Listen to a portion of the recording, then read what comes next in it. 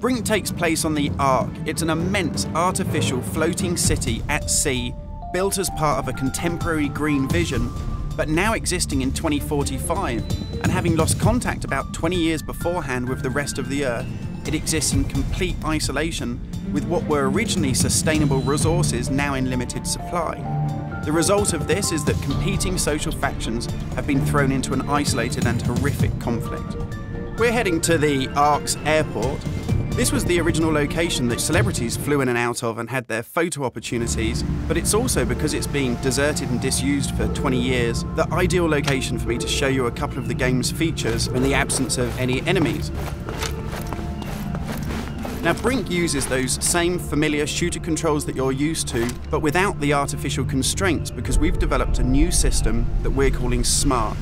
It stands for Smooth Movement Across Random Terrain. If you walk up to something that's an obstacle, just as you would do in any other shooter, you'll stop. But if you want to try and indicate to the game that you want to get somewhere as quickly as possible, using this SMART button, you're able to vault, mantle, and climb with ease.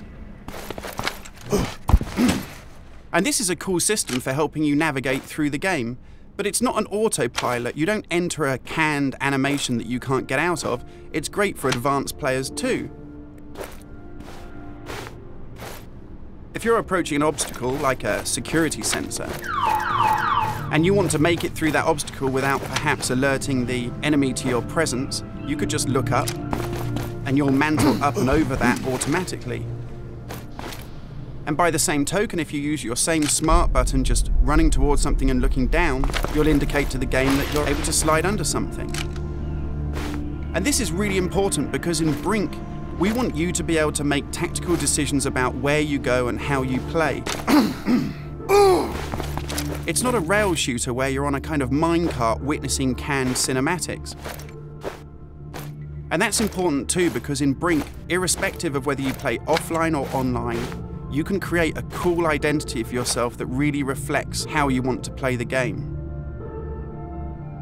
So in Brink, you take on a combat role that suits your preferred playing style, whether you're on the front line attacking the enemy or perhaps at the rear doing support. You'll take part in military objectives as part of a coordinated squad. And when you complete these successfully, you'll earn experience points that allow you to unlock cool upgrades for your weapons, really cool abilities that suit the way that you want to play, and also cool outfits that reflect what a badass you are. And you can do this irrespective of whether you play offline in traditional single-player style mode with no internet connection, or play cooperatively with up to 7 friends, or go online and play fully where the entire game is full of strangers.